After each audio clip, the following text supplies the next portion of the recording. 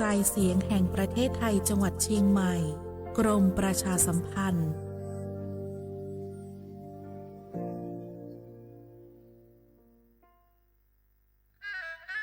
กราบก้มบังคมบาทปิยราชธิดาพระเสด็จสู่ฟ้าปวงประชาร่ำให้ครวญนาพระกรณียกิจในดวงจิตทวินหวนทุกเร้าเศร้าในสวงพระคือดวงใจไทย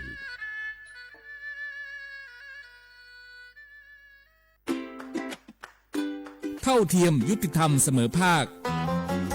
ว่างหัวชื่นลัวยอชายยอดอกมือลองเพ่งเป็นประเทศไทยเป็นสังคมที่มีความหลากหลายทางชาติพันธุ์แต่ละกลุ่มมีภาษาวัฒนธรรมและวิถีชีวิตที่เป็นเอกลักษณ์ซึ่งล้วนเป็นคุณค่าที่ควรได้รับการคุ้มครองพระราชบัญญัติคุ้มครองและส่งเสริมวิถีชีวิตกลุ่มชาติพันธุ์มีเป้าหมายเพื่อคุ้มครองสิทธิและศักดิ์ศรีของกลุ่มชาติพันธุ์ส่งเสริมการรักษาอัตลักษณ์ภาษาวัฒนธรรมและภูมิปัญญาท้องถิ่นพร้อมทั้งป้องกันการเลือกปฏิบัติและสนับสนุนการมีส่วนร่วมในการพัฒนาสังคมอย่างเท่าเทียมกฎหมายฉบับนี้มุ่งสร้างความเข้าใจเคารพในความแตกต่างและส่งเสริมการอยู่ร่วมกันบนพื้นฐานของความเสมอภาคเพื่อให้ความหลากหลายทางวัฒนธรรมเป็นพลังในการพัฒนาประเทศอย่างยั่งยืนดื้อหยอกผักแก้หล่อซาแต่ผัดโดผัดชิหล่อซาบาที่วิจวิออกคโลอาเชื่อที่เลี้ยงโง่ประสานสืบค้นติดตามข้อมูลเพิ่มเติมที่ศูนย์มนุษยวิทยาสิรินธรองค์การมหาชนกระทรวงวัฒนธรรม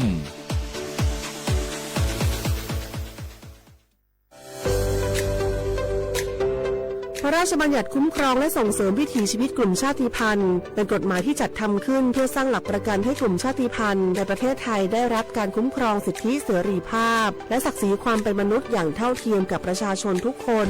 โดยมุ่งส่งเสริมให้กลุ่มชาติพันธุ์สามารถดำรงรักษาอัตลักษณ์ภาษาวัฒนธรรมภูมิปัญญาท้องถิ่นและวิถีชีวิตที่สืบทอดกันมาได้ภายใต้กรอบของรัฐธรรมนูญและกฎหมายของประเทศโดยนางสาวสบิดาไทยเศรษฐ์รัฐมนตรีว่าการกระทรวงวัฒนธรรมกล่าวว่ากฎหมายฉบับนี้สะท้อนให้เห็นถึงความสำคัญของความหลากหลายทางวัฒนธรรมซึ่งถือเป็นรากฐานสำคัญของสังคมไทยการที่เรามีพรบออกมาคุ้มครองเมื่อวันที่ 18 กันยายนนะคะปี 2568 ก็ถือว่าเป็นอีกก้าวหนึ่งนะคะหรือว่าเป็นก้าวแรกที่จะเป็นการไม่ใช่แค่คุ้มครองวิถีชีวิตชาติพันธุ์แต่ว่าคุ้มครองความหลากหลายทางวัฒนธรรมซึ่งจะทำยังไงให้ทุกท่านนี้สามารถอยู่ร่วมกันในสังคมได้อย่างเท่าเทียมโดยคำนึงถึงศักดิ์ศรีความเป็นมนุษย์ก็ถือว่าจะมีอีกหนึ่งเครื่องมือในการที่จะปกป้องสิทธิต่างๆและทำให้ทุกท่านนั้นสามารถเข้าถึงสิทธิขั้นพื้นฐานประเทศไทยเป็นสังคมที่ประกอบด้วยประชาชนจากหลากหลายกลุ่มชาติพันธุ์เช่นกะเหรี่ยงม้งลาหูลีซูอาคาและอีกหลายกลุ่มที่มีประวัติศาสตร์ภาษาและวัฒนธรรมเป็นเอกลักษณ์ในอดีตกลุ่มชาติพันธุ์จำนวนไม่น้อยประสบปัญหาการเข้าถึงสิทธิขั้นพื้นฐานการเลือกปฏิบัติหรือข้อจำกัดในการดำรงวิถีชีวิตดั้งเดิมกฎหมายฉบับนี้จึงมีเป้าหมายในการสร้างกลไกที่ช่วยลดความเหลื่อมล้ำส่งเสริมการมีส่วนร่วมและเปิดโอกาสให้กลุ่มชาติพันธุ์มีบทบาทในการกำหนดแนวทางการพัฒนาที่สอดคล้องกับบริบทของตนเองสาระสำคัญของพระราชบัญญัติประกอบด้วยการคุ้มครองสิทธิของกลุ่มชาติพันธุ์ในการรักษาและสืบทอดภาษาประเพณีศิลปะวัฒนธรรมความเชื่อและภูมิปัญญาท้องถิ่นการส่งเสริมการศึกษาที่คำนึงถึงอัตลักษณ์ทางวัฒนธรรมการป้องกันการเลือกปฏิบัติด้วยเหตุแห่งความเป็นกลุ่มชาติพันธุ์ตลอดจนการจัดตั้งคณะกรรมการและกลไกต่างๆเพื่อกำหนดนโยบายติดตามผลและประสานความร่วมมือระหว่างหน่วยงานของรัฐองค์กรปกครองส่วนท้องถิ่นภาคประชาชนและผู้แทนกลุ่มชาติพันธุ์นอกจากนี้ยังเปิดโอกาสให้มีการกำหนดพื้นที่คุ้มครองวิถีชีวิตกลุ่มชาติพันธุ์ในบางพื้นที่เพื่อสนับสนุนการอนุรักษ์วิถีชีวิตและการจัดการทรัพยากรตามหลักเกณฑ์ที่กฎหมายกำหนดประโยชน์ของกฎหมายฉบับนี้คือการสร้างความเสมอภาคและลดการเลือกปฏิบัติในสังคมส่งเสริมการอนุรักษ์ความหลากหลายทางวัฒนธรรมและสนับสนุนให้ภูมิปัญญาท้องถิ่นได้รับการสืบทอดสู่คนรุ่นใหม่ นอกจากนี้การมีส่วนร่วมของกลุ่มชาติพันธุ์ในการกำหนดนโยบายและการพัฒนาพื้นที่ ยังช่วยให้การดำเนินงานของภาครัฐมีความเหมาะสมกับบริบทของแต่ละชุมชนมากยิ่งขึ้นส่งผลให้เกิดการพัฒนาที่สมดุลและยั่งยืนทั้งในด้านเศรษฐกิจสังคมและสิ่งแวดล้อมนำไปสู่สังคมที่เปิดกว้างมีความเข้าใจซึ่งกันและกันและเคารพความแตกต่างของทุกกลุ่มคนอย่างยั่งยืนสนับสนุนโดยศูนย์มนุษยวิทยาสิริธรองค์การมหาชนกระทรวงวัฒนธรรม www.sac.or.th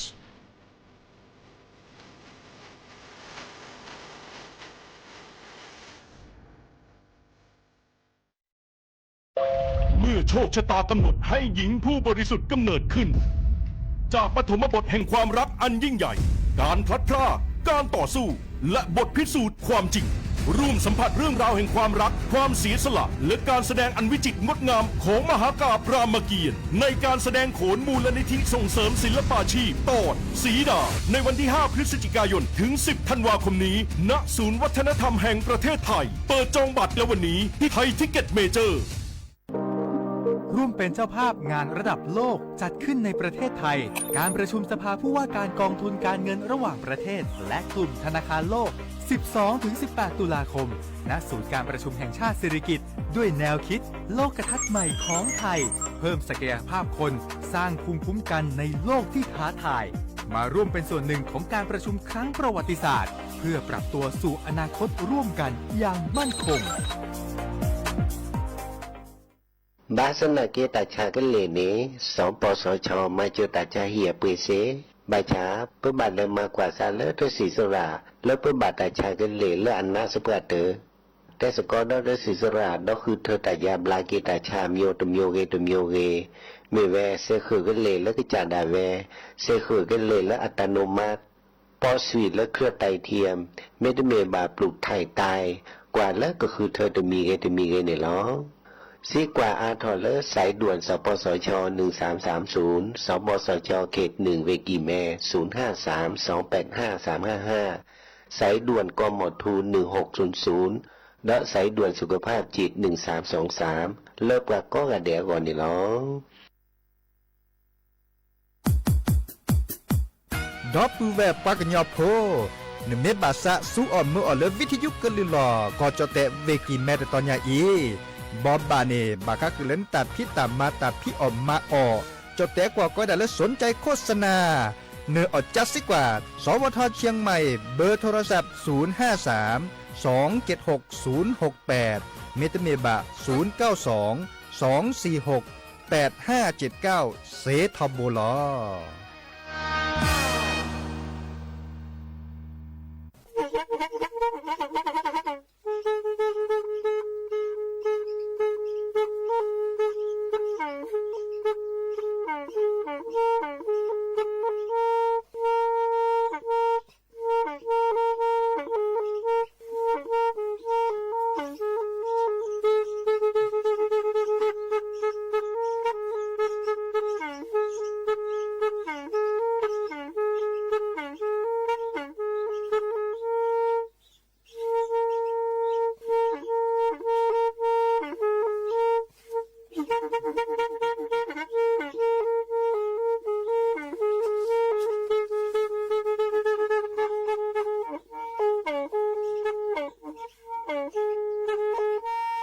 แพอี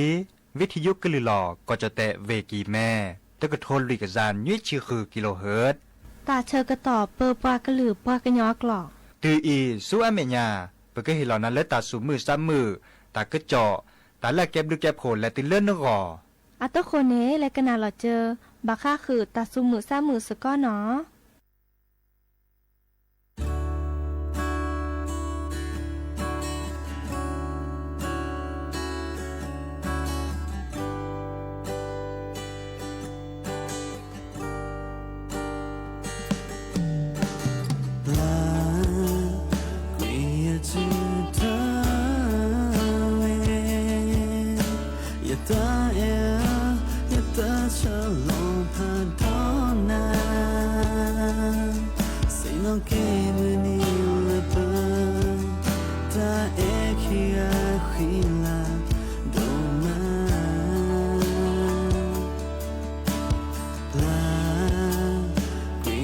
Dark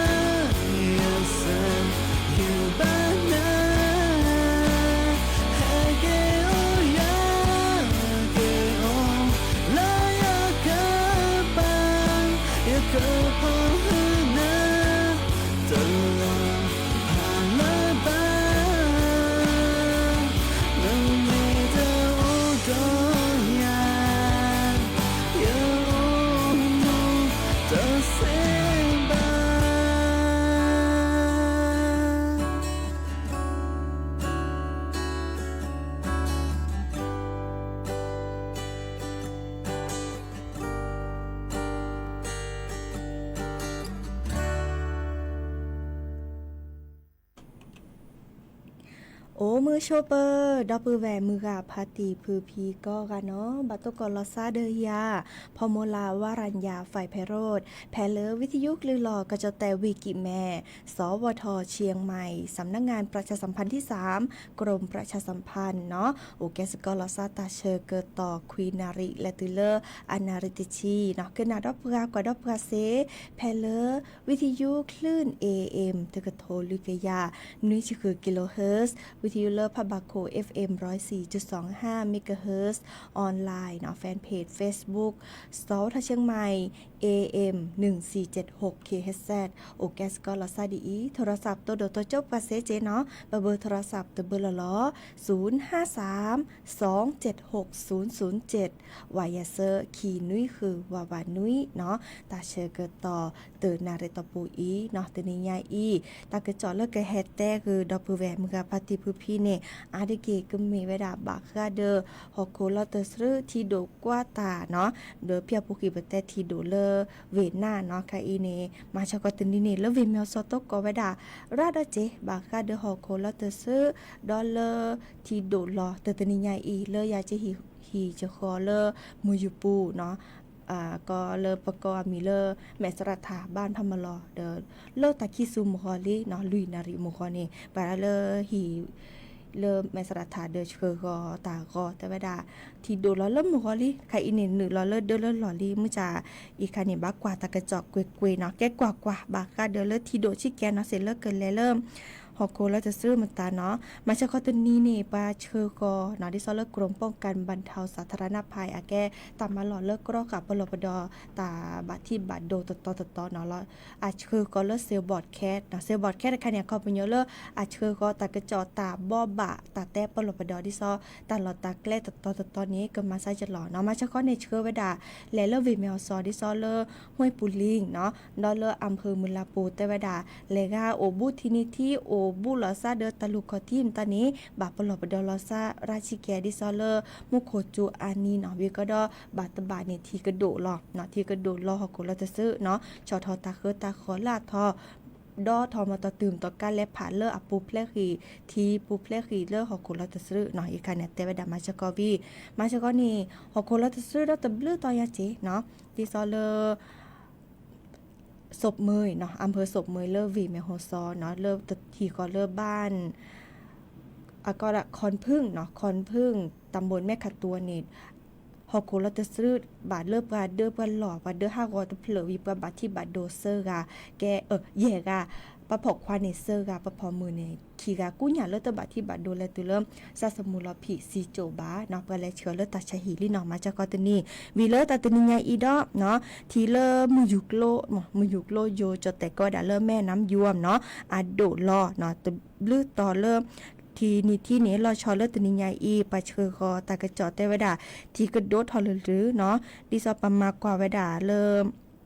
ตัวโบเลแมสรัฐาสะพานพระมลอเนาะอาแต่เวดาทีโดตาบาเลลุยเมตจุดเดียชิคีเนาะอีคาเนโดทอเมลัน1เราเลปหิโปคอโพเดอร์ลอดิซอเลพมาตากระจอชื่อคอเวดาเลต้นนารีพี่ตาบาเลโคนารีอัปเดตนี่หรอเนาะแต่เวลาที่โดดลอเลิกไปหิโปคอโพเดอร์ตำบลบ้านกาดเนาะที่จีเขาเริ่มแมสรัฐาพมลอตำบลแม่คงบ้านหนองปะแขมเนาะบาตตอวิก็ดอเลิกตำบลแม่เสรียงบาตตอเนาะอีคานีเดอร์เลอจอวีรศักดิ์พานทองอาแกเลอในอำเภอเนาะเลออำเภอมูยูปอำเภอแม่เสรียงนี้มาล้อเมื่อเลิกปลัดอำเภอปเลิกข้อกว่าเชิดไปหิโปคอโพซับกว่าปอกแควและรอกว่าไปหิโปคอโพโตเจอมาเจอดิซอเลชอตาคือตาคอเมื่อเลออปูเพลคีเลอทีโดดหล่อเนาะวีก็ดอแลตัวเจอมาเจอตาเลอโลบะคือตาตัวเจอมาเจอเนาะต่อดอเลอแต่ปลปดอเนาะเลอปลาฮิโปคอโพคอกันหนาตากระจอกเกวยๆลอกอันนี้ดิซอทีมูยุกโลเนี่ยกระโดดทอหรือดิซอเลอทีแฮลอเปอร์ทอที่เปิดทอหรือวิก็ดอมุโคจูเนี่ยเนาะคอกันหนาตากระจอกเกวยๆเนาะอีกคันนี่บะคาเดอทีโดกว่าตาแพลเลอเนาะอำเภอมุยุปูเนาะวีอำเภอมุยุปูโอดิตอดีมาชะกอตนีเดอนาฮูตากะจอเลอหลอซาฮากอเนาะดิซอเลอฮอกโคลอตซื้อบาปราเดเนาะปาเปาะเนาะดิซอเลอป ะพกควาทะกะอีอันนี้เหยียดชีคือนี่มีอะไรแล้วฉีแล้วคือแล้วตาสุดหล่อจานนี้เนาะวีมุกโคจูเนาะมุกโคจูดูทอมเมเลอร์ฮอกโคลอตซื้อฮอกโคลอลาบาเริ่ม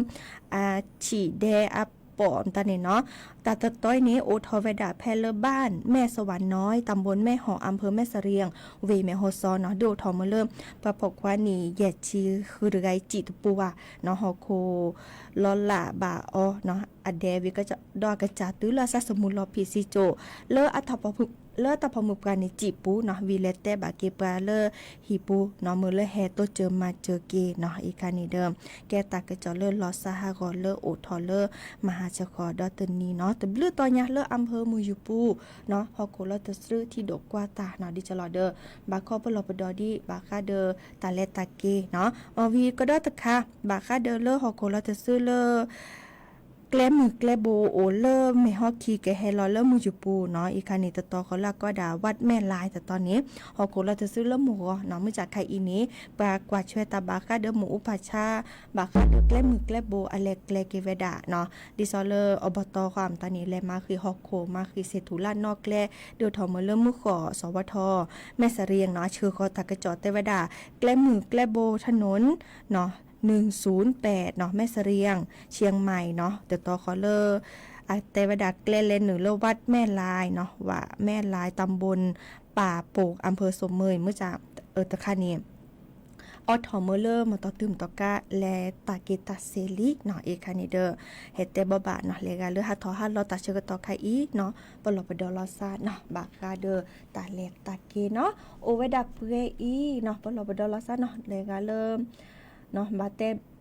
เตราชิแกไคอินิตาจูเนาะตาจูเดอที่ดกว่าตาฮอโกลตซื้อระบาปลอปดอลาซาเนาะดิเนจ้านี้และกันนาดอกว่าตาซาวีเลอร์ดอปือแหวคือโดเกินน่ะเตเปลือคอลเลอร์จอโนวาเนาะและกันนาสกอเนาะ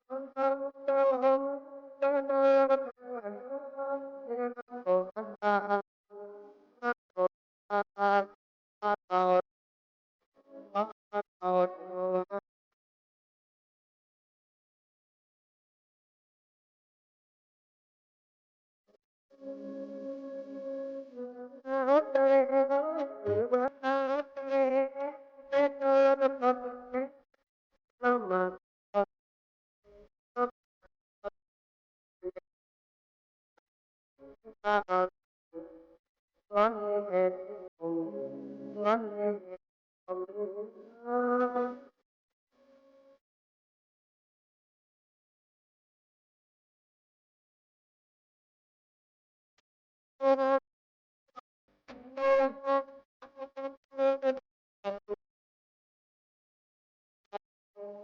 subscribe cho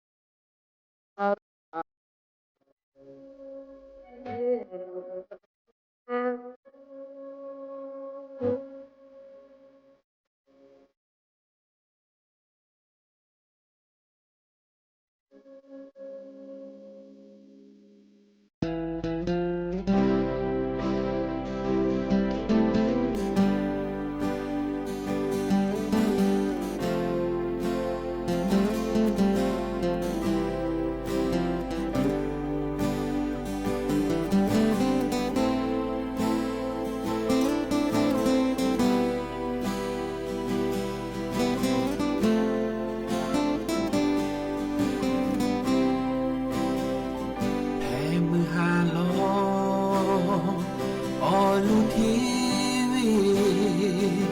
Ghiền Mì Gõ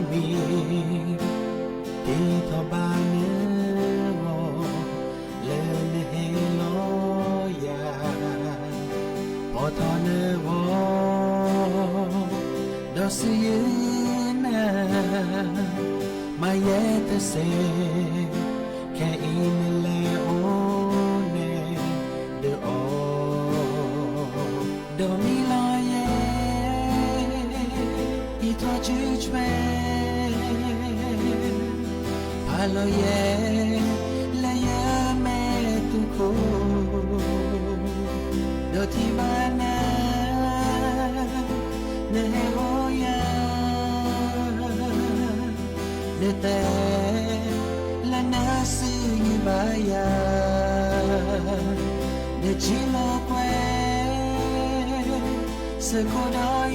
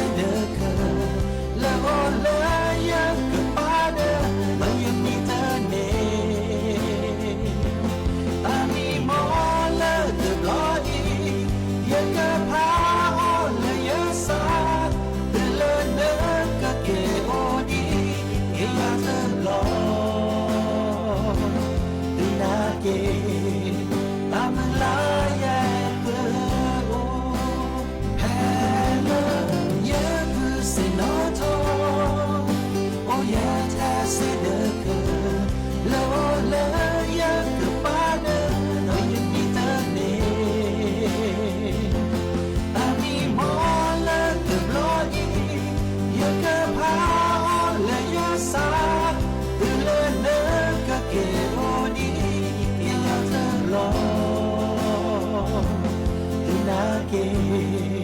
tamala ye ko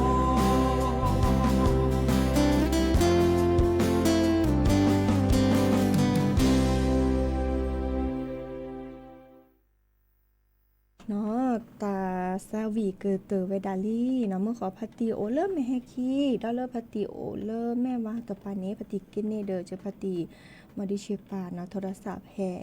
ตัวดตัวโจยาตับลึกก็กันแล้วเตอซาพินหนอหลอซาบาเนาะดิเนซ่านี้หาเกกันนาดอตากระจอดได้ชิแกบาค่าเดอกลิซอกอเลอตาตนิญาอีกรมอุตุนิยมวิทยาอาเชอกอกุปกาเนาะเลอก็จะแตะท่าคอปัดไปอีมุกโคกจูจีอาจิจา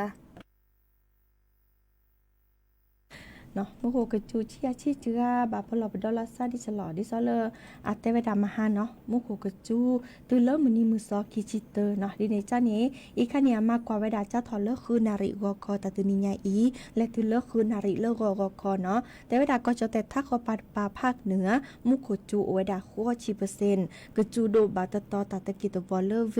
เมโฮซอเวกิแม่เวเชียงรายเวลำพูนเวพะเยาเวน่านเวแพร่เนาะลาจูโดระนอกระเตอนี้กจูแพเลเวลำปางเวกำแพงเพชรเวอุตรดิตถ์เวสุโขทัยเวตากเวพิษณุโลกเวพิจิตรก็ดอลเวเพชรบูรณ์เนาะก็จะแต่ละก็ดาภาคตะวันออกเฉียงเหนือกสิญญาเลอภาคอีสานเนจูเวดาคัวชิเปอร์เซ็นต์นะจูโดบาตตอดิซอลเลเวบึงกาฬเวสกลนครเวนครพนมเวชัยภูมิเวขอนแก่นก็ดอลเวเลยเวหนองคายเวหนองบัวลำพูเวอุดรธานีเนาะก็จะแต่เลอตาภาพอก็เวดาภาคกลางเนาะจูเวดานุยชิเปอร์เซ็นต์อาริเกจูเพลเวนครสวรรค์เวอุทัยธานีเวกาญจนบุรีก็ดอลเวราชบุรีก็จะแต่ละก็ดาภาคตะวันออกเนาะจูเวดานุยชิเปอร์เซ็นต์อาริเกจูเพลเวนครนายกเวปราจินบุรีเวจันทบุรีเวตราดก็จะแต่ละละคอปาดปาเลมือแฮทอภาคใต้ฝั่งตะวันออกนี้จูเวดาลุยชิเปอร์เซ็นต์เนาะอาริเกจูเพลเวเพชรบุรีเวประจวบคีรีขันธ์เวชุมพรก็จะแต่ละละคอปาดปาเลมือลอเนอภาคใต้ฝั่งตะวันตกเนาะจูเวดาลุยชิเปอร์เซ็นต์อาริเกจูเพลเวระนองเวพังงาและก็โอเลเวบอกอเวเลโอบุลอซาเดเวบอกอนี้จูเวดานุยชิเปอร์เซ็นต์เนาะตาชื่อต่อไคอีเดอร์แต่ปลอปดอยดาดิซอเลอร์เนาะดิเลมุโคจูเนาะที่ดกว่าตาฮอโคลอตซึเลกาโลโอบูทินิที่กว่าตาลอตักเลฮอโคเกอลอลาฮอโคลอตซึที่โดลอเนเดอร์เนาะชอทอตาขอลาทอเนาะมันต่อตึมต่อการและผาลาปูเพลกีที่ผาลาปูเพลกีเดอเลอร์ฮอโคลอตซึมตอนนี้เนาะดิจลอเดอร์ปลอปดอลซาคาอินีอาเกดิซอเลมุโคกจูราชิแกตนิคินีเนาะตากะจอมาซะยลอเดอร์ปะเกเฮเตกึนากุยเนาะโอเวดาเปอีกันนาดอกกว่าตาซาวิดตะเพลเนาะมุขอดอปูเวเกโดกันนาแม่ลอยอาตาเทวดาบิซาจูเลแอนาเนาะดิเนจานี้กันนาสกอกกันเนาะ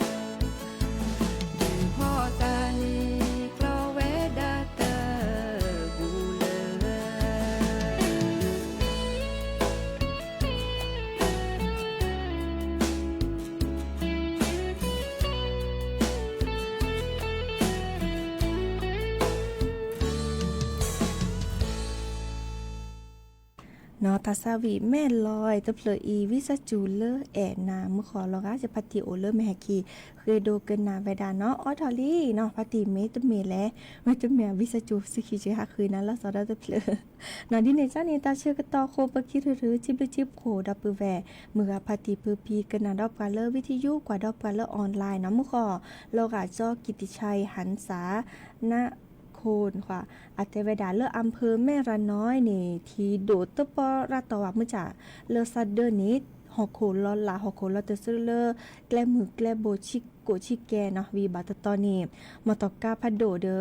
มอตอกาเนาะมอตอกามอดิซอเลอแลตาเกตาปอนยอว่าที่โดบาตตอเนาะดิซอโอเริ่มบาตตอนี่สิถูกกาลอเนาะดอลเลอร์อาเตดาหมวดถูกกาลอโอเจตับลือเลอแฮเตรุปกันเนาะดิเนจ้านี่แค่มาให้ตกกลาซาดอเนาะเดยยาพอมูลาวารัญญาไฟไพโรธแผ่เลอวิทยุลือลอก็จะแต่เวกิแม่สวทเชียงใหม่สำนักงานประชาสัมพันธ์ที่3กรมประชาสัมพันธ์เนาะตาเชกต่อเลอคือนาริและตุเลนุยนาริกเด็กกมาโอเลกาเลอบาออทอตาซาวีปอเลเลอหรือโพทาโพแค่มาหานี่เฮเตลาซาดอเนาะดิเนจ้านี่ตาเชกต่อลาลอเลยเจเกออทอตาซาวีดตเพลวีเลเกเลอหรือโพทาโพขวาปอเลเปลือขวากว่าลักเลอตาเนาะดิเนจ้านี่เบมือซาพรีปลอบดลาซาตาจุคาตาเชกต่อตาและตาเกเดินหลอดดิซอเลกาเลอโอบูทินิที่นอตามอนตตืมต่อการและชอยิยินอนฮัดดอยิยิลาปูเพลกิทีตานี่เนาะเลทีกระดูลอเซทีกะลอฮอโคกะลอตะซึเซเนาะดอเริ่มเต่าตาเลตาเกเลกะฮะทอฮาดลอเนาะข้อกะนาตากะจอทอโบเข้มหายตกอลาซาดอคือนาริและตือเลนุยนาริเนาะกะนาเกตาซุมือซ้ามือตาตือตาเชกะตอเลเนาะลาพาลาซาเปอีตับลือเนาะ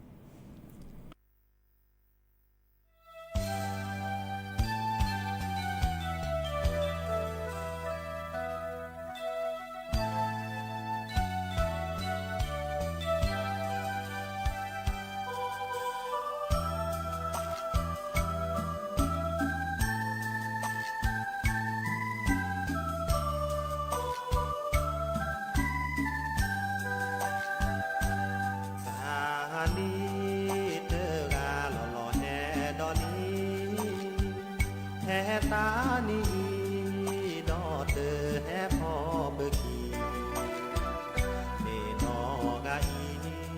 โชโมแอออตือซีเตอจีพอบาอีโอเดออเนเตอลือนีสานีอีบลอเตอแฮเตอกาเพื่อเจเตอโอเพื่อบามาแลมากาแต่ที่เบอร์ดอหาเสอกระเดอพ่อฟ้าจะเปสาลีอาสาเจดอมือสู้พ่อเอปาเนอสิญาเจอสาชาเตอผ้าแลที่นาเจอสาเจอแกนอบานเลอโอเดอนาบ่นอมือตาโอเดนาเดอโอแพยาถ้าสามาโอเมือนาแน่ขอเนื้อที่ภาพลือเดอโอสาดีเจ้าเดิมนั้นมาถึงแล้ววันนี้น้องแมวไม่มาช่วยขายสาดีได้แฟนคนนี้นึกรักตลอดชีวิตที่แท้นี้ไปจากพี่อยู่กันมาตั้ง2-3 ปีสาดีวันนี้พี่มาคนเดียวมาด้วยความจนหากินด้วยขายสาดีมาเจอน้องแมวจูจีกับหนุ่มเศรษฐีเข้ามาแกล้งซื้อสาดีเอาแบนผัดยื่นมาให้พี่รู้ไหมว่าพี่ช้ำใจแค่ไหนเห็นเธอใจแตกสลายเดินควงผู้ชายผ่านมาไม่ผิดเลยเธอเพราะพี่ไม่มีปัญญาเลี้ยงดูให้เธอมีหน้า ต้องมาช่วยขายสาลีเก๋นเมซาลอกระเต่านี้แลทองโอมุเตนีเนจิฟองปาตาโอคีจอยกว่าช่วยเด็กคีสหกรณ์มาเนาะมาได้เสียได้วะ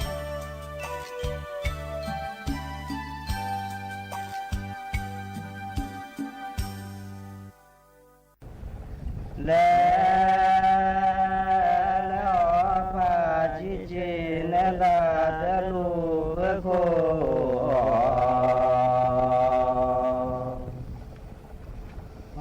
ปูเอปะปะเ